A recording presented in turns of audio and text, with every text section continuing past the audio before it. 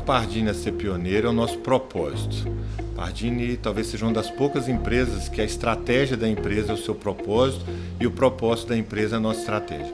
Levar saúde para quem precisa, onde a pessoa estiver. O que a Speedbird e o Grupo Pardini estão fazendo é a logística do futuro agora. Todas as inovações que a gente observa no transporte de material biológico seguro, rápido, eficiente, economicamente viável, o Pardini está disposto a testar, inovar, fazer valer e implantar aqui. Então, por isso, essa parceria com a Speedbird.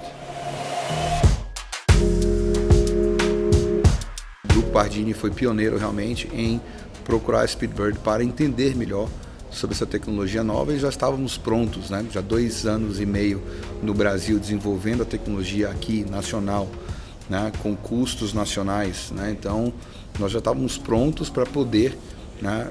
Pensarmos em 4 mãos, o Grupo Pardini e a Speedbird, né? Em desenvolver a logística aérea não tripulada para auxiliar o Grupo Pardini na logística nacional. O que a gente pretende nesse primeiro momento pequenos trechos onde a gente acha necessário acelerar alguns processos, levar algumas amostras de maneira mais rápida, é aí que entra o transporte aéreo não tripulado.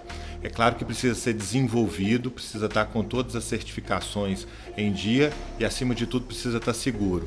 Mas a gente entende que quem dá o primeiro passo, quem vai nessa direção, geralmente tem um horizonte mais claro para voar. É isso que a gente quer.